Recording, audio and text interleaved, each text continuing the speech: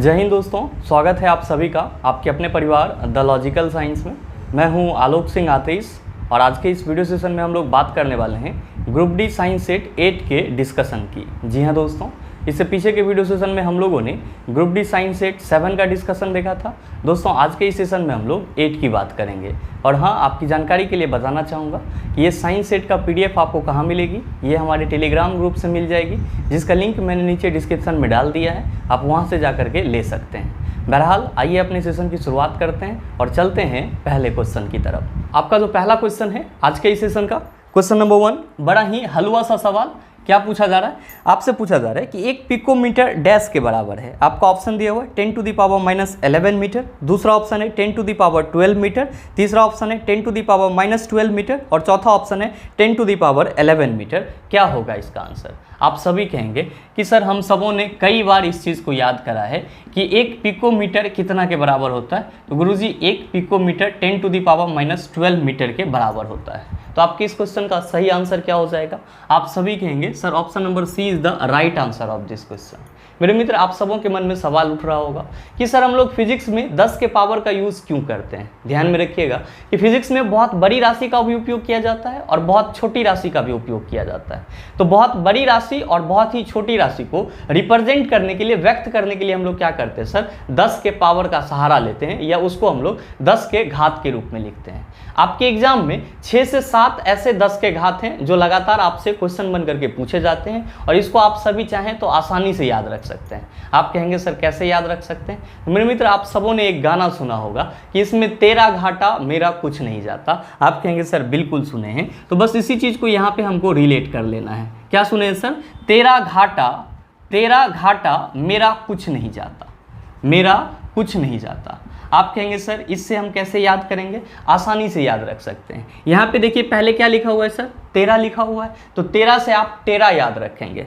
13 से आप क्या याद रखेंगे सर? इसको आप टेरा पढ़ेंगे। क्या पढ़ेंगे सर? टेरा। और टेरा कितना होता है? तो गुरुजी 10⁻12 होता है। कितना होता है? 10⁻12 होता है। ध्यान में रखिएगा, यहाँ पे जो घाटा लिखा हुआ है, इस घाटा के जी से आप क्या पकड़ेंगे? तो सर आप गीगा पकड़ेंगे। क्या पकड़ेंगे? गीगा पकड़ेंगे। और आप सबों को मालूम होना चाहिए कि गीगा कितना होता है? 10⁻9 को हम लोग गीगा बोलते हैं। साथ ही यहाँ पे जो मेरा है, इसके m से आप क्या पकड़ेंगे? तो सर इसके m से आप मेगा पकड़ेंगे। और आप सभी कहेंगे सर 10⁻6 को हम लोग क्या बोलते हैं? मेगा बोलते हैं। और ध्यान में रखिएगा कि यहाँ पे जो कुछ है, तो कुछ के k से आप क्या पकड़ेंगे? सर किलो पकड़ेंगे। और क्या कहेंगे सर 10⁻3 क्या कहलाता है? किलो कहलाता है। तो अगर आपको ये लाइन याद है तो ये आपका पावर भी क्या होगा? आसानी से याद रह जाएगा। मैंने कुछ नहीं करा, बस आपको इतना याद रखना है कि सर ने बताए थे कि तेरा घाटा मेरा कुछ नहीं जाता। तो 13 से हमको 10⁻12 भी याद रखना है। उसके बाद क्या हो जाएगा? गीगा हो जाएगा, मेगा हो जाएगा और किलो हो जाएगा।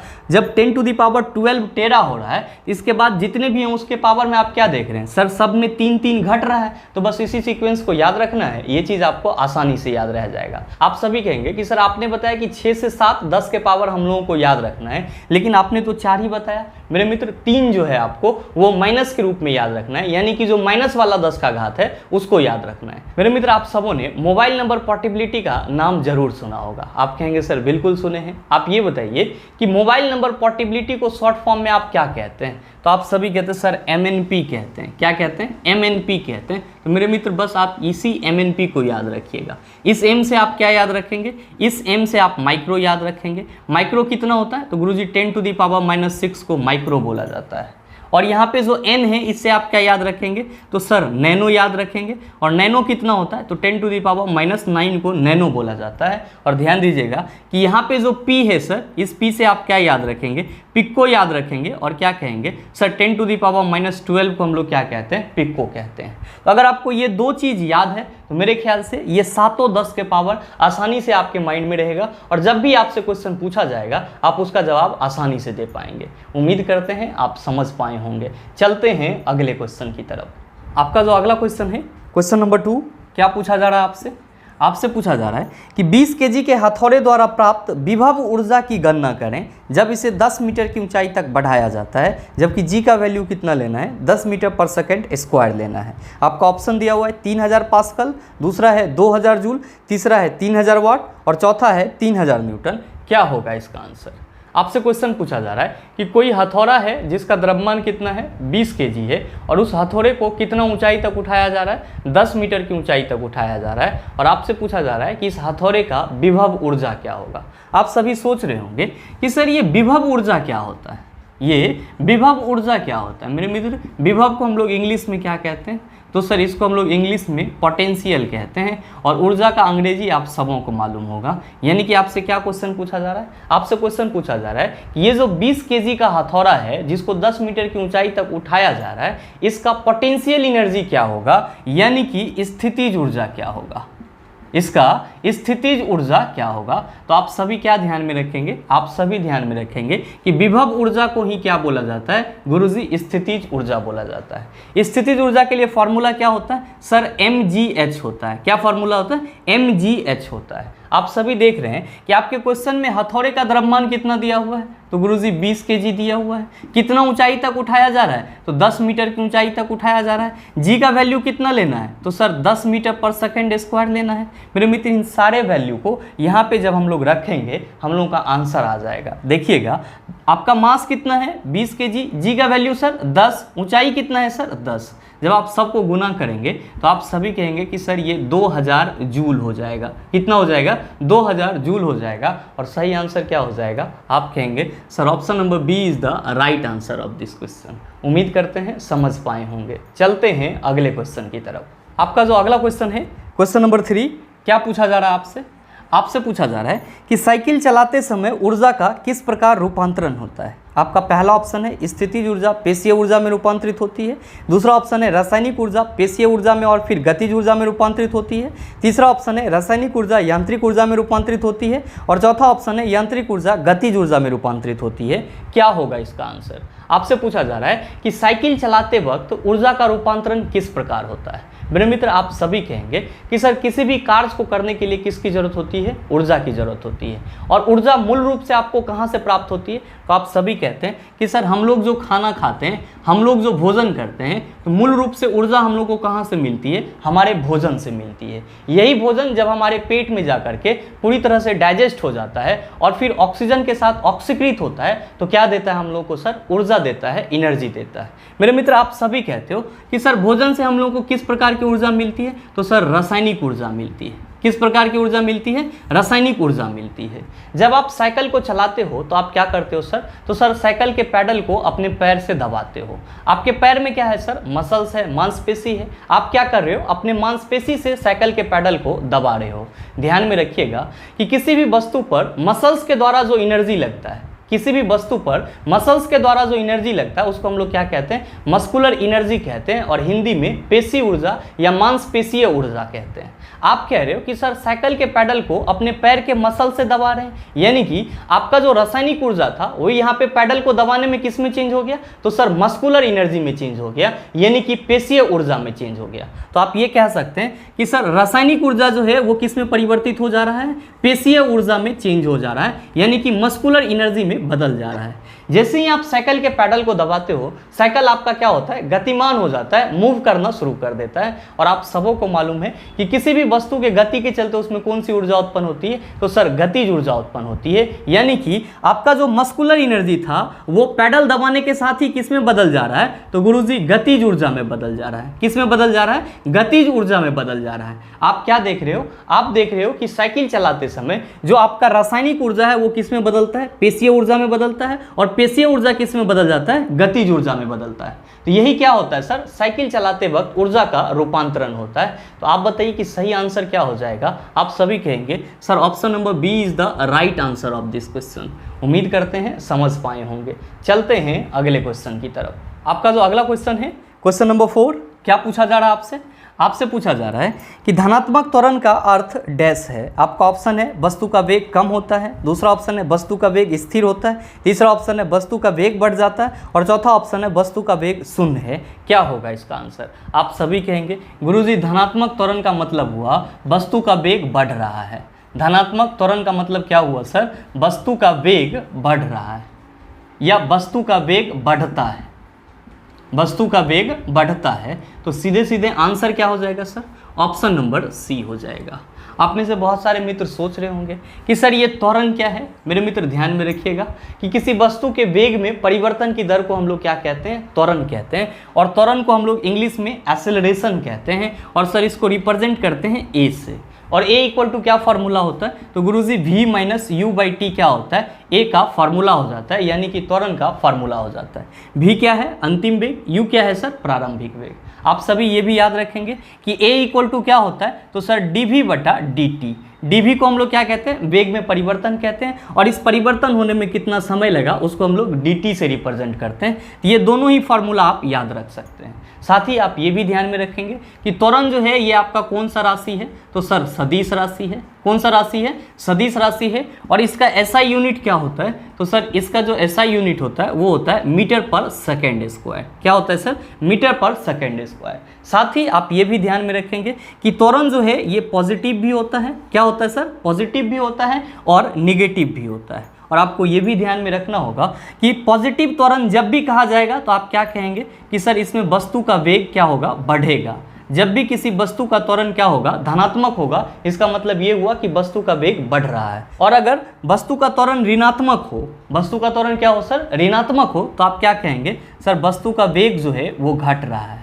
अगर त्वरण क्या हो सर, ऋणात्मक हो, तो वस्तु का वेग क्या हो रहा है सर, घट रहा है। और ध्यान में रखिएगा कि ऋणात्मक त्वरण को यानी कि निगेटिव एक्सेलरेशन को ही क्या बोला जाता है, तो सर मंदन बोला जाता है। आपके एग्जाम में ये चीज़ भी पूछ लिया जाता है कि ऋणात्मक त्वरण निम्नलिखित में से डैश कहलाते हैं। आप कहेंगे ऋणात्मक त्वरण निम्नलिखित में से मंदन कहलाते हैं। इसी को हम लोग इंग्लिश में क्या कहते हैं सर, रिटार्डेशन कहते हैं। क्या कहते हैं, रिटार्डेशन कहते हैं। और ध्यान में रखिएगा कि त्वरण का विमीय सूत्र क्या होता है, यानी कि डायमेंशनल फार्मूला क्या होता है। आप सभी कहेंगे सर LT⁻⁻²। ये भी आपके लिए सर इंपॉर्टेंट है। उम्मीद करते हैं समझ पाए होंगे। चलते हैं अगले क्वेश्चन की तरफ। आपका जो अगला क्वेश्चन है, क्वेश्चन नंबर 5, क्या पूछा जा रहा है आपसे, आपसे पूछा जा रहा है कि दो वस्तुओं के बीच गुरुत्वाकर्षण बल F है। यदि दोनों वस्तुओं के बीच की दूरी को परिवर्तित किए बिना उनके द्रव्यमान को आधा कर दिया जाए तो गुरुत्वाकर्षण बल हो जाएगा। आपका ऑप्शन दिया हुआ है 2F, F, F/2, F/4। क्या होगा इसका आंसर। आपसे क्वेश्चन पूछा जा रहा है कि दो वस्तु के बीच लगने वाला गुरुत्वाकर्षण बल F है और अगर इस दोनों ही वस्तु के द्रव्यमान को आधा कर दिया जाए और इसके बीच की दूरी को समान रखा जाए तो नया गुरुत्वाकर्षण बल का मान क्या होगा। आप सभी कहेंगे कि सर गुरुत्वाकर्षण बल तभी लगता है जब दो द्रव्यमान युक्त ऑब्जेक्ट एक दूसरे से कुछ दूरी पर स्थित होता है। तो हमारे क्वेश्चन के पहले लाइन में जो कहा जा रहा है कि दो वस्तु के बीच लगने वाला गुरुत्वाकर्षण बल F है, इसका मतलब ये हुआ कि M1 और M2 द्रव्यमान का दो ऑब्जेक्ट है। M1 और M2 द्रव्यमान का कोई दो ऑब्जेक्ट है और ये एक दूसरे से क्या है सर, r दूरी पर स्थित है। एक दूसरे से क्या है सर, r दूरी पर स्थित है। और क्वेश्चन के अनुसार इसमें क्या लग रहा है सर, F गुरुत्वाकर्षण बल लग रहा है। कहाँ पे, इसके बीच में। मेरे मित्र आप सभी क्या कहते हैं कि सर जब दो द्रव्यमान युक्त ऑब्जेक्ट एक दूसरे से r दूरी पर स्थित होता है इसके बीच में कितना गुरुत्वाकर्षण बल लगता है। आप सभी कहते हैं सर Gm1 × M2/r² क्या होता है सर, इसके बीच में लगने वाला गुरुत्वाकर्षण बल होता है। आपसे फिर कहा जा रहा है कि अगर इस दोनों ही वस्तु के द्रव्यमान को आधा कर दिया जाए और बीच की दूरी को समान रखा जाए तो नया गुरुत्वाकर्षण बल का मान क्या होगा। मेरे मित्र आप सभी कहेंगे कि सर इसका मतलब ये हुआ, क्वेश्चन में कहा जा रहा है M1/2 कर देने और M2/2 कर देने और इसके बीच की दूरी को कितना रखने सर, r ही रखने। क्यों, क्योंकि आपके क्वेश्चन में कहा जा रहा है कि दूरी को बिना परिवर्तित किए, तो यहाँ पे दूरी r था तो यहाँ भी क्या होगा सर, r ही होगा। तो अब आपसे ये पूछा जा रहा है कि नया गुरुत्वाकर्षण बल का मान क्या होगा, यानी कि F डैश क्या होगा। मेरे मित्र आप सभी कहेंगे कि सर गुरुत्वाकर्षण बल का फॉर्मूला होता है F = Gm1 × M2/r²। और यही फॉर्मूला हम लोग यहाँ भी लगाएंगे। बिल्कुल सर, ध्यान में रखिए, यहाँ पे हम लोग क्या लिखेंगे G, लेकिन दोनों ही वस्तु का द्रव्यमान कितना है, तो सर M1/2 × M2/2। अब बटा क्या हो जाएगा सर, r² हो जाएगा। जब आप इसको सॉल्व करेंगे तो आप सभी क्या कहेंगे, आप सभी कहेंगे कि सर ये हो जाएगा Gm1 × M2/4। अब बटा क्या हो जाएगा, r²। जब आप इसको और सॉल्व करेंगे तो आप कहेंगे सर ये 4 को हम लोग नीचे ले लेते हैं, तो सर ये हो जाएगा Gm1 × M2/4r²। क्या हो जाएगा सर, Gm1 × M2/4r²। जब आप इसको और थोड़ा सा स्टैंडर्ड रूप में लाएंगे तो आप सभी कहेंगे कि सर इसी को हम लोग 1/4 × Gm1 × M2/r² लिख सकते हैं। बिल्कुल लिख सकते हैं। मेरे मित्र ध्यान में रखिएगा, ये जो आपका जी m1 इंटू m2/r² है, ये क्या है सर? तो सर जब दो द्रव्यमान युक्त ऑब्जेक्ट एक दूसरे से r दूरी पर स्थित था तब उसके बीच में लगने वाला गुरुत्वाकर्षण बल है। इसका मतलब ये हुआ कि हम इसको जी m1 इंटू m2/r² को क्या लिख सकते हैं सर? f भी लिख सकते हैं। तो सर 1/4 इंटू एफ लिख सकते हैं? आप कहेंगे सर बिल्कुल लिख सकते हैं। अच्छा ये बताइए ये वैल्यू आपका क्या है? तो आप सभी कहेंगे सर ये वैल्यू तो नया गुरुत्वाकर्षण बल का मान है। आप क्या देख रहे हैं कि जो आपका नया गुरुत्वाकर्षण बल है, यानी कि जब दोनों ही वस्तु के द्रव्यमान को आधा कर दिया जाता है और दूरी को समान रखा जाता है तो नया गुरुत्वाकर्षण बल क्या हो जाता है? तो सर पहले का चौथाई हो जाता है, यानी कि गुरुत्वाकर्षण बल का मान क्या हो जाएगा सर? तो आप सभी कहेंगे सर f/4 हो जाएगा। तो आप बताइए कि सही आंसर क्या होगा? आप कहेंगे गुरुजी option number D is the right answer of this question. उम्मीद करते हैं समझ पाए होंगे। चलते हैं अगले क्वेश्चन की तरफ। आपका जो अगला क्वेश्चन है क्वेश्चन नंबर 6, क्या पूछा जा रहा है आपसे? आपसे पूछा जा रहा है कि किसी विस्फोट के कारण समुद्र के तल पर बनने वाली लहरें डैश होती है। आपका ऑप्शन दिया हुआ है अनुप्रस्थ, अनुदैर्घ्य, अनुप्रस्थ और अनुदैर्घ्य दोनों स्थिर। क्या होगा इसका आंसर? मेरे मित्र हमेशा ध्यान में रखेंगे कि विस्फोट के चलते समुद्र तल में जो लहरें उत्पन्न होती है, विस्फोट के चलते समुद्र तल में जो लहरें उत्पन्न होती है, ये लहरें किस तरंग का उदाहरण होता है? तो सर ये अनुदैर्घ्य तरंग का उदाहरण होता है। किस तरंग का उदाहरण होता है? अनुदैर्घ्य तरंग का उदाहरण होता है। और इसी को हम लोग क्या कहते हैं सर? इंग्लिश में लॉन्गिट्यूडिनल वेव कहते हैं। तो आपके इस क्वेश्चन का सही आंसर क्या हो जाएगा? आप सभी कहेंगे sir option number B is the right answer of this question. मेरे मित्र ध्यान में रखिएगा कि जो यांत्रिक तरंग होता है, जो आपका मैकेनिकल वेव होता है, वो कितने प्रकार के होते हैं? तो सर ये 2 प्रकार के होते हैं। पहला कौन सा होता है सर? पहला होता है अनुप्रस्थ तरंग। पहला कौन सा होता है? अनुप्रस्थ तरंग। और अनुप्रस्थ तरंग जो है ये सिर्फ और सिर्फ कहाँ उत्पन्न किया जा सकता है? तो द्रव के ऊपरी सतह पर उत्पन्न किया जा सकता है, द्रव के ऊपरी सतह पर उत्पन्न किया जा सकता है और साथ ही ठोस माध्यम में उत्पन्न किया जा सकता है। और दूसरा आपका होता है अनुदैर्घ्य तरंग। दूसरा कौन सा होता है सर? अनुदैर्घ्य तरंग। और ध्यान में रखेंगे कि अनुदैर्घ्य तरंग सभी माध्यम में उत्पन्न किया जा सकता है, ठोस में भी, द्रव में भी और गैस में भी। तो ये आपके लिए एक की पॉइंट हो जाता है कि अनुप्रस्थ तरंग सिर्फ और सिर्फ द्रव के ऊपरी सतह पे उत्पन्न होता है, द्रव के भीतरी सतह पे नहीं। साथ ही ठोस माध्यम में भी अनुप्रस्थ तरंग उत्पन्न होते हैं, लेकिन जो अनुदैर्घ्य तरंग होता है ये तीनों माध्यम में उत्पन्न होता है। अगर आपसे कोई ये पूछे कि अनुप्रस्थ तरंग का उदाहरण क्या होगा, तो आप सभी क्या कहेंगे कि सर प्रकाश जो है वो अनुप्रस्थ तरंग का उदाहरण है। और अगर कोई ये पूछ ले कि अनुदैर्घ्य तरंग का उदाहरण क्या होगा, तो आप सभी कहेंगे कि सर जो ध्वनि तरंग है वो किसका उदाहरण है? अनुदैर्घ्य तरंग का उदाहरण है। जो भूकंप तरंग है वो किसका उदाहरण है? अनुदैर्घ्य तरंग का उदाहरण है। और किसी विस्फोट के चलते जो तरंग उत्पन्न होती है वो किसका उदाहरण होता है? तो सर अनुदैर्घ्य तरंग का ही उदाहरण होता है। उम्मीद करते हैं समझ पाए होंगे। चलते हैं अगले क्वेश्चन की तरफ। आपका जो अगला क्वेश्चन है क्वेश्चन नंबर 7, क्या पूछा जा रहा है आपसे? आपसे पूछा जा रहा है कि एक माध्यम जिसका अपवर्तन सूचकांक 1.5 है में प्रकाश की गति डैश है। आपसे क्वेश्चन करा जा रहा है कि कोई माध्यम है जिसका अपवर्तनांक कितना दिया हुआ है? तो सर माध्यम का अपवर्तनांक दिया हुआ है, यानी कि रिफ्रैक्टिव इंडेक्स दिया हुआ है 1.5। और आपसे पूछा जा रहा है कि इस माध्यम में प्रकाश की चाल क्या होगी? इस माध्यम में प्रकाश की चाल क्या होगी, आपको ये चीज़ बताना है। मैंने आप सबों को पीछे के सेशन में बताया है कि सर अपवर्तनांक इक्वल टू क्या होता है? तो CV/CM होता है। अच्छा ध्यान दीजिएगा, ये CV क्या है सर? तो निर्वात में प्रकाश की चाल है। क्या है सर? निर्वात में प्रकाश की चाल है, निर्वात में प्रकाश की चाल है। और ये CM क्या है सर? तो सर माध्यम में प्रकाश की चाल है, जो कि आपको निकालना है। माध्यम में प्रकाश की चाल है। और आप सभी इसको पढ़ते भी हैं कि निर्वात में प्रकाश की चाल और माध्यम में प्रकाश की चाल के अनुपात को क्या कहते हैं? अपवर्तनांक कहते हैं। आपके क्वेश्चन में अपवर्तनांक कितना दिया हुआ है? तो सर 1.5 दिया हुआ है। CV यानी कि निर्वात में प्रकाश की चाल कितनी होती है? आप सभी कहते हैं sir 3.0 into 10⁸ metre per second होती है। तो सर इसी वैल्यू को हम लोग यहाँ पे लिखेंगे 3.0 into 10⁸ metre per second. But आपको माध्यम में प्रकाश की चाल तो निकालना ही है, तो हम लोग यहाँ पे CM लिख देते हैं। ध्यान दीजिए, जब इसको क्रॉस मल्टीप्लिकेशन करेंगे तो ये क्या हो जाएगा sir 1.5 into CM equal to 3.0 into 10⁸ metre per second. मेरे मित्र आपको क्या निकालना है? माध्यम में प्रकाश की चाल निकालना है। आप सभी क्या कहेंगे? आप सभी कहेंगे कि सर CM इक्वल टू हो जाएगा 3.0 इंटू 10⁸ 1/1.5।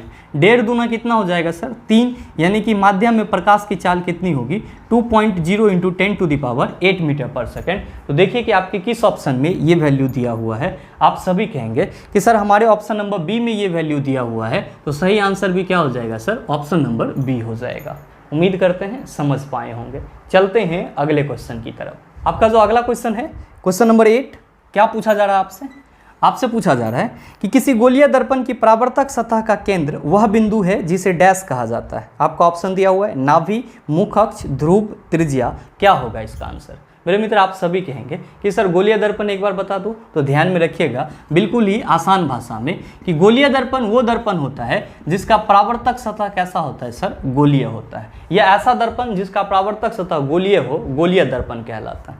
गोलीय दर्पण कितने प्रकार के? तो गुरुजी 2 प्रकार के। पहला होता है अवतल दर्पण, जिसको इंग्लिश में कॉनकेव मिरर कहते हो, और दूसरा होता है आपका उत्तल दर्पण, जिसको आप इंग्लिश में क्या कहते हो, कॉन्वेक्स मिरर कहते हो। आपसे क्वेश्चन क्या पूछा जा रहा है? क्वेश्चन है कि किसी गोलीय दर्पण की परावर्तक सतह का केंद्र वह बिंदु है जिसे डैश कहा जाता है, यानी कि कोई गोलीय दर्पण जो होता है और उसके परावर्तक सतह का जो केंद्र बिंदु होता है उसको क्या कहा जाता है। मेरे मित्र हम लोग यहाँ पे एक अवतल दर्पण का डायग्राम ड्रॉ करते हैं। अवतल दर्पण भी क्या है सर, तो गोलीय दर्पण है। इसको हम लोग एक नाम दे देते हैं एम और एम डैश। तो अब ये क्या हो गया, एम और एम डैश एक अवतल दर्पण है। ध्यान में रखिए, यहाँ से हम लोग क्या करते हैं सर, इस पे एक मुख अक्ष ड्रॉ कर लेते हैं, और ये जो आपका अवतल दर्पण का परावर्तक सतह है, इसके मध्य में जो एक केंद्र बिंदु है, इसको आप क्या कहते हैं सर, आप सभी इसको पोल कहते हैं। क्या कहते हैं सर, पोल, और रिप्रेजेंट करते हैं पी से, और हिंदी में इसी को आप क्या कहते हैं सर, ध्रुव कहते हैं। और आप सभी कहते हैं कि सर मुख अक्ष पे, यानी कि इसी लाइन पे एक और पॉइंट होता है जिसको हम लोग फोकस पॉइंट कहते हैं, और यहाँ पे एक बिंदु होता है जिसको हम लोग वक्रता केंद्र कहते हैं। और आप सभी कहते हैं कि सर पीसी जो है वो क्या कहलाता है, तो सर मुख अक्ष कहलाता है। क्या कहलाता है, मुख अक्ष कहलाता है। एफ क्या कहलाता है, फोकस पॉइंट। सी क्या कहलाता है, वक्रता केंद्र। और यहाँ पे दर्पण के परावर्तक सतह के केंद्र में जो बिंदु है वो क्या कहलाता है सर, ध्रुव कहलाता है। तो आपसे जो क्वेश्चन पूछा जा रहा है उसका सही आंसर क्या होगा? आप सभी कहेंगे sir option number C is the right answer of this question. मेरे मित्र ध्यान में रखिएगा कि P से लेकर के F तक का जो डिस्टेंस है, यहाँ से लेकर के यहाँ तक का जो डिस्टेंस है, इसको हम लोग किससे रिप्रेजेंट करते हैं, तो छोटा वाला F से रिप्रेजेंट करते हैं। और इसी को क्या कहते हैं सर, सर इसी को हम लोग फोकस दूरी कहते हैं। क्या कहते हैं सर, फोकस दूरी कहते हैं। और आप सबों ने कई बार याद करा होगा कि सर F इक्वल टू क्या होता है, तो F इक्वल टू R/2 होता है, यानी कि गोलीय दर्पण की जो फोकस दूरी होती है वो वक्रता त्रिज्या की आधी होती है। गोलीय दर्पण की फोकस दूरी क्या होती है, वक्रता त्रिज्या की आधी होती है। साथ ही साथ आप ये भी याद रखेंगे कि जब इसको क्रॉस मल्टीप्लिकेशन किया जाएगा तो सर ये R इक्वल टू क्या हो जाएगा, 2F हो जाएगा। तो आप ये भी कह सकते हैं कि गोलीय दर्पण की जो वक्रता त्रिज्या होती है वो फोकस दूरी की दोगुनी होती है। ये भी आपके लिए इंपॉर्टेंट है, आप इसको ध्यान में रखिएगा। उम्मीद करते हैं समझ पाए होंगे। चलते हैं अगले क्वेश्चन की तरफ। आपका जो अगला क्वेश्चन है, क्वेश्चन नंबर 9, बड़ा ही आसान सा सवाल। क्या पूछा जा रहा है, आपसे पूछा जा रहा है कि हाइपरमेट्रोपिया से पीड़ित लोगों द्वारा डैश लेंस का उपयोग किया जाता है। आपका ऑप्शन दिया हुआ है अवतल, बेलनाकार, उत्तल, समतल अवतल। क्या होगा इसका आंसर? आपसे क्वेश्चन पूछा जा रहा है कि जो व्यक्ति हाइपरमेट्रोपिया से पीड़ित होते हैं, जो व्यक्ति हाइपरमेट्रोपिया से पीड़ित होता है उसके लिए किस लेंस का उपयोग किया जाता है। आप कहेंगे सर इसका हिंदी क्या होता है। मेरे मित्र ध्यान में रखिएगा, इसी का हिंदी होता है दूरदृष्टि दोष। क्या होता है, दूरदृष्टि दोष। अच्छा, इसमें क्या होता है व्यक्ति को, तो सर व्यक्ति दूर की वस्तु को तो आसानी से देख पाता है लेकिन निकट की वस्तु को आसानी से नहीं देख पाता है। और इसीलिए इस रोग से पीड़ित व्यक्ति को ठीक करने के लिए कौन से लेंस का उपयोग किया जाता है, गुरुजी उत्तल लेंस का उपयोग किया जाता है। आपसे क्वेश्चन पूछा जा रहा है कि हाइपरमेट्रोपिया से पीड़ित लोगों के द्वारा डैश लेंस का उपयोग किया जाता है। आप कहेंगे उत्तल लेंस का उपयोग किया जाता है। सही आंसर क्या होगा सर, ऑप्शन नंबर सी हो जाएगा। मेरे मित्र ध्यान में रखिएगा, आपके एग्जाम में यह भी पूछ लिया जाता है कि मायोपिया से पीड़ित व्यक्ति को ठीक करने के लिए कौन सा लेंस उपयुक्त होता है। आप कहेंगे सर मायोपिया का हिंदी क्या होता है, तो सर इसका हिंदी होता है निकट दृष्टि दोष। और आप सबों को मालूम है कि इस दोष में व्यक्ति को क्या होता है, तो सर निकट की वस्तु को तो वो आसानी से देख पाता है लेकिन दूर की वस्तु को आसानी से नहीं देख पाता है। और निकट दृष्टि दोष के लिए हम लोग कौन सा लेंस लगाते हैं, तो सर अवतल लेंस लगाते हैं। कौन सा लेंस लगाते हैं, अवतल लेंस लगाते हैं। ध्यान में रखिएगा, एक अलग तरह का भी नेत्र दोष होता है जिसको आप सभी क्या कहते हैं, तो सर इसी को प्रेस बायोपिया बोला जाता है। क्या बोला जाता है, प्रेस बायोपिया, जिसको हिंदी में हम लोग क्या कहते हैं, तो जरा दूरदर्शिता कहते हैं। जरा दूरदर्शिता कहते हैं। इसमें क्या होता है व्यक्ति को, तो सर इसमें व्यक्ति न तो निकट की वस्तु को साफ साफ देख पाता है और न ही दूर की वस्तु को साफ साफ देख पाता है, और इसीलिए जो व्यक्ति प्रेसबायोपिया से पीड़ित होता है, जरा दूरदर्शिता से पीड़ित होता है, उसको ठीक करने के लिए कौन सा लेंस लगाया जाता है, तो सर द्विफोकल लेंस लगाया जाता है। कौन सा लेंस, तो द्विफोकल लेंस लगाया जाता है। साथ ही एक और चीज ध्यान में रखिएगा कि एक और आपका नेत्र दोष होता है जिसको हम लोग क्या कहते हैं सर, अबिंदुकता कहते हैं। क्या कहते हैं, अबिंदुकता, और इसी को इंग्लिश में क्या कहते हैं, तो सर इसी को इंग्लिश में हम लोग एस्टिग्मेटिज्म कहते हैं। क्या कहते हैं सर, एस्टिग्मेटिज्म कहते हैं। इसमें क्या होता है, तो सर इसमें व्यक्ति जो है क्षैतिज रूप से जो रखी हुई वस्तु होती है उसको तो देख पाता है, लेकिन ऊर्ध्वाधर रूप से जो रखी हुई वस्तु होती है उसको वो नहीं देख पाता है। तो इससे पीड़ित व्यक्ति को ठीक करने के लिए कौन सा लेंस लगाया जाता है, तो हमेशा ध्यान में रखेंगे अबिंदुकता से पीड़ित व्यक्ति को ठीक करने के लिए बेलनाकार लेंस लगाया जाता है, यानी कि सिलिंड्रिकल लेंस लगाया जाता है। उम्मीद करते हैं समझ पाए होंगे। चलते हैं अगले क्वेश्चन की तरफ। आपका जो अगला क्वेश्चन है, क्वेश्चन नंबर 10, क्या पूछा जा रहा है आपसे, आपसे पूछा जा रहा है कि एक विद्युत परिपथ आरेख में सेल के चिन्ह में एक लंबी और एक छोटी रेखा होती है। लंबी रेखा इसके डैश टर्मिनल को दर्शाती है। आपका ऑप्शन दिया हुआ है बाएं, दूसरा ऑप्शन है धनात्मक, तीसरा ऑप्शन है ऋणात्मक, और आपका चौथा ऑप्शन है दाएं। आपसे पूछा जा रहा है कि परिपथ में जो आपका सेल का सिंबल होता है उसमें एक बड़ी रेखा होती है, यानी कि एक लंबी रेखा होती है, और एक आपका छोटी रेखा होती है। तो जो लंबी रेखा होती है वो सेल के डैश टर्मिनल को दर्शाता है। मेरे मित्र आप सभी कहेंगे कि सर सेल का सिंबल तो आपका ये होता है, ये जो लंबी रेखा है ये कौन सा टर्मिनल होता है सर, तो आप सभी कहते हैं सर ये धनात्मक होता है, और ये जो आपका छोटी वाली रेखा है सर ये क्या होता है, तो सर ऋणात्मक होता है। तो आपसे जो क्वेश्चन पूछा जा रहा है कि एक विद्युत परिपथ आरेख में सेल के चिन्ह में एक लंबी और एक छोटी रेखा होती है, लंबी रेखा इसके डैश टर्मिनल को दर्शाती है, आप कहेंगे सर इसके पॉजिटिव पोल यानी कि धनात्मक टर्मिनल को दर्शाती है, जबकि छोटी रेखा इसके निगेटिव टर्मिनल यानी कि ऋणात्मक पोल को दर्शाती है। तो सही आंसर क्या होगा, आप कहेंगे sir option number B is the right answer of this question. मेरे मित्र ध्यान में रखिएगा, अगर आपसे कभी ये पूछ लिया जाए कि बल्ब का सिंबल क्या होता है, तो आप सभी कहेंगे कि गुरुजी ये क्या है, बल्ब का सिंबल है। साथ ही ध्यान में रखेंगे, अगर कभी आपसे ये पूछ लिया जाए कि रेसिस्टेंस यानी कि प्रतिरोध का प्रतीक क्या होता है, तो सर ये क्या है सर, रेसिस्टेंस का सिंबल है। इस तरह के कुछ इंपॉर्टेंट सिंबल आप अपने माइंड में रखिएगा, आपके एग्जाम के लिए इंपॉर्टेंट हो सकता है। चलते हैं अगले क्वेश्चन की तरफ। आपका जो अगला क्वेश्चन है, क्वेश्चन नंबर 11, बड़ा ही आसान सा सवाल आपसे पूछा जा रहा है, इनमें से क्या एक विद्युत रोधी नहीं है। आपका ऑप्शन दिया हुआ है कागज, नाइक्रोम, हीरा, एबोनाइट। क्या होगा इसका आंसर, आप सभी नीचे कमेंट करके ज़रूर बताइएगा, और ये क्वेश्चन आप सबों पे छोड़ते हैं। चलते हैं अगले क्वेश्चन की तरफ। आपका जो अगला क्वेश्चन है, क्वेश्चन नंबर 12, क्या पूछा जा रहा है आपसे, आपसे पूछा जा रहा है कि मोटरसाइकिल दुर्घटना के दौरान हेलमेट डैश को कम करने में सहायक होता है। आपका ऑप्शन दिया हुआ है आवेग, वेग, कार्यरत बल, टक्कर की संभावना। क्या होगा इसका आंसर, ये क्वेश्चन आपके ग्रुप डी एग्जाम में पूछा गया है।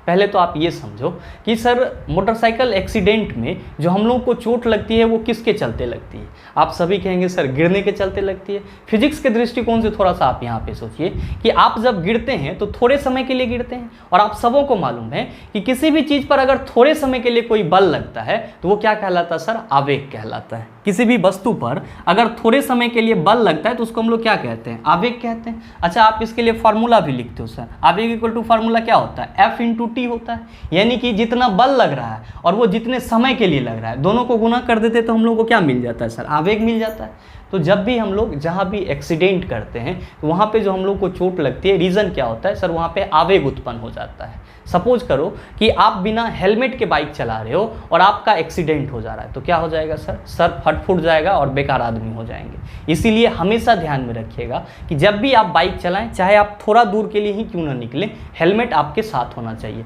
साथ में होने का मतलब ये नहीं कि हाथ में लगा लिए झुलपी संभाल रहे हैं तब तो गए सर। साथ में होने का मतलब हुआ हेलमेट आपके सर में होना चाहिए, ताकि जब आप एक्सीडेंट होंगे तो ये हेलमेट जो है वो क्या करेगा सर, आवेग को कम करेगा और आपके सर पे क्या होगा सर, कम चोट लगेगा।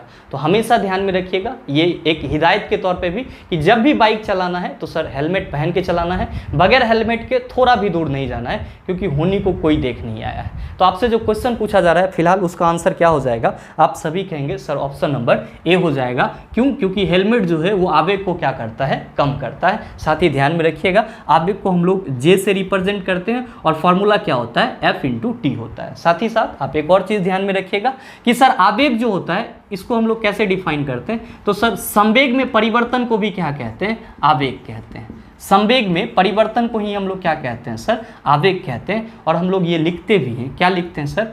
P2 minus P1 equal to FT। P2 minus P1 equal to FT, यानी कि संवेग में परिवर्तन। तो ये आपका दूसरा संवेग है और ये पहला संवेग है, दोनों को घटा देंगे तो संवेग में परिवर्तन हो जाएगा। तो संवेग में परिवर्तन किसके बराबर होती है? आवेग के बराबर होती है। साथ ही साथ आप ये भी ध्यान में रखिएगा कि संवेग को हम लोग P से रिप्रेजेंट करते हैं और क्या होता है फॉर्मूला सर? mv होता है, यानी कि वस्तु के द्रव्यमान और वेग के गुणनफल को हम लोग क्या कहते हैं? संवेग कहते हैं। उम्मीद करते हैं समझ पाए होंगे। चलते हैं अगले क्वेश्चन की तरफ। आपका जो अगला क्वेश्चन है, क्वेश्चन नंबर 13, क्या पूछा जा रहा है आपसे? आपसे पूछा जा रहा है कि अभी तक वैज्ञानिकों द्वारा पदार्थ की कितनी अवस्थाएं तय की गई है?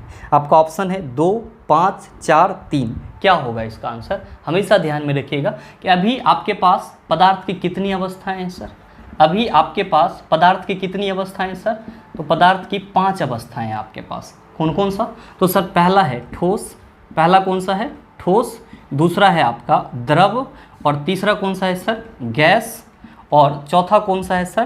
तो प्लाज्मा अवस्था। और पांचवा कौन सा है सर? तो सर BEC, जिसको हम लोग फुल फॉर्म में क्या कहते हैं? बॉस आइंस्टीन कंडेंसेट स्टेट कहते हैं। ये सभी क्या है सर? तो ये सभी पदार्थ की 5 अवस्थाएं हैं। तो आपसे जो क्वेश्चन पूछा जा रहा है कि अभी तक वैज्ञानिकों द्वारा पदार्थ की कितनी अवस्थाएं तय की गई, आप सभी कहेंगे sir option number B is the right answer of this question. मेरे मित्र ध्यान में रखिएगा, आपके एग्जाम में कभी कभी सीधे सीधे ये सवाल भी पूछ लिया जाता है कि निम्नलिखित में से पदार्थ की चौथी अवस्था है। तो आप सभी क्या देख रहे हैं कि सर आपका जो प्लाज्मा अवस्था है ये चौथे नंबर पे लिखा हुआ है। तो पदार्थ की चौथी अवस्था कौन है सर? प्लाज्मा अवस्था है। और अगर आपसे ये पूछा जाए कि निम्नलिखित में से पदार्थ की 5वीं अवस्था कौन सी है, तो आप सभी क्या कहेंगे? पदार्थ की 5वीं अवस्था को हम लोग BEC कहते हैं और फुल फॉर्म में इसी को क्या कहते हैं sir? Boss Einstein condensate state कहते हैं। ध्यान में रखिएगा, ये जो आपका प्लाज्मा अवस्था होता है सर, ये कहाँ पे फाउंड होता है? तो सूर्य और तारा जो आपको ज़्यादा चमकीला दिखाई पड़ रहा है, किसके चलते सर? प्लाज्मा की उपस्थिति के चलते। तो प्लाज्मा मेनली रूप से कहाँ पे फॉर्म होता है? तो सर जहाँ पे तापमान ज़्यादा होता है वहाँ पे प्लाज्मा स्टेट का फॉर्मेशन होता है। और अगर आपसे कोई ये पूछ दे कि प्लाज्मा अवस्था जो है वो रियलिटी में क्या है, तो आप सभी क्या कहेंगे? सर प्लाज्मा अवस्था जो है ये आयनीकृत गैस है। प्लाज्मा अवस्था क्या है सर? तो सर ये आयनीकृत गैस है, यानी कि इंग्लिश में आप इसी को कह सकते हैं आयोनाइज्ड गैस है। क्या है सर? आयोनाइज्ड गैस है। तो ये भी आप ख्याल रखिएगा। उम्मीद करते हैं समझ पाए होंगे। चलते हैं अगले क्वेश्चन की तरफ। आपका जो अगला क्वेश्चन है, क्वेश्चन नंबर 14, क्या पूछा जा रहा है? आपसे पूछा जा रहा है कि डाल्टन की पद्धति के अनुसार निम्न में से कौन सा कथन सही है? आपका पहला ऑप्शन है समान तत्वों के अणुओं के परमाणु द्रव्यमान और आकार समान है परंतु रासायनिक प्रकृति समान नहीं है। दूसरा ऑप्शन है एक अणु प्रोटॉन, इलेक्ट्रॉन और न्यूट्रॉन में विभाजित होने योग्य होता है। और तीसरा ऑप्शन है समान तत्वों के अणु का परमाणु द्रव्यमान अलग है। और चौथा ऑप्शन है परमाणु पदार्थों के अविभाज्य कण है। मेरे मित्र क्या होगा इसका आंसर? आपसे क्वेश्चन पूछा जा रहा है कि डाल्टन के परमाणु सिद्धांत के अनुसार, डाल्टन के परमाणु सिद्धांत के अनुसार आपका जो 4 ऑप्शन दिया हुआ है उसमें से कौन सा ऑप्शन सही है? आप सभी क्या कहते हैं डाल्टन के परमाणु सिद्धांत के बारे में? आप सभी कहते हैं कि सर डाल्टन ने अपने परमाणु सिद्धांत में बताया था कि परमाणु जो है वो क्या है सर? अविभाजित कण, यानी कि इसका टुकड़ा नहीं किया जा सकता है। साथ ही इन्होंने बताया कि एक ही तत्व के जितने भी परमाणु होते हैं वो हर तरह से समान होते हैं और भिन्न भिन्न तत्व के जो परमाणु होते हैं वो क्या होते हैं सर? भिन्न भिन्न होते हैं। आप कहेंगे कि सर डाल्टन का जो परमाणु सिद्धांत था वो मेनली रूप से ये बता रहा था कि परमाणु अविभाज्य है। आपके ऑप्शन में क्या दिया हुआ है कि समान तत्वों के अणुओं के परमाणु द्रव्यमान और आकार समान है परंतु रासायनिक प्रकृति समान नहीं है। इन सब चीज़ों का तो जिक्र भी नहीं किया गया। पहला ऑप्शन ऐसे ही गलत हो गया। दूसरा ऑप्शन में एक अणु प्रोटॉन, इलेक्ट्रॉन में और न्यूट्रॉन में विभाजित होने योग्य होता है। भाई डाल्टन ने बताया था परमाणु अविभाज्य है, इसको तोड़ा नहीं जा सकता है, तो फिर इसकी तो चर्चा होनी ही नहीं चाहिए। दूसरा ऑप्शन भी गलत हो गया। तीसरा ऑप्शन है समान तत्वों के अणु का परमाणु द्रव्यमान अलग है। अभी जस्ट मैंने आपको बताया, इन्होंने बताया कि एक ही तत्व के जितने भी परमाणु होंगे उन सब का जो द्रव्यमान होगा, गुण होगा, वो सब क्या होगा सर? समान होगा। लेकिन भिन्न भिन्न तत्व के जो परमाणु होंगे उन सब का गुण क्या होगा, द्रव्यमान क्या होगा, अलग अलग होगा। तो आप कहेंगे सर ऑप्शन सी भी नहीं होगा। आपका जो ऑप्शन 4 है उसमें क्या कहा जा रहा है? परमाणु पदार्थों के अविभाज्य कण है। आप कहेंगे सर बिल्कुल यही चीज सही है। तो सही आंसर क्या हो जाएगा sir? Option number D is the right answer of this question. फिर मित्र उम्मीद करते हैं यहाँ तक के जितने भी प्रश्न थे उन सारे को आप आसानी से समझ पाए होंगे। अब इस टाइप का प्रश्न अगर आपको दोबारा दे दिया जाए तो आप उसका जवाब भी आसानी से दे सकते हैं। साथ ही उम्मीद ये भी करते हैं कि ये वीडियो आपको अच्छा लगा होगा। अगर आपको वीडियो अच्छा लगा तो वीडियो को लाइक कीजिएगा, ज़्यादा से ज़्यादा शेयर कीजिएगा और चैनल पर नए हैं तो सब्सक्राइब करके बेल आइकन दबा लीजिएगा ताकि इस तरह के एग्जाम रिलेवेंट वीडियो का नोटिफिकेशन सबसे पहले आपके पास पहुँचे और आप उसका भरपूर फायदा उठा पाए। मिलते हैं फिर अगले सेशन में, तब तक के लिए best of luck. Thank you, have a nice day.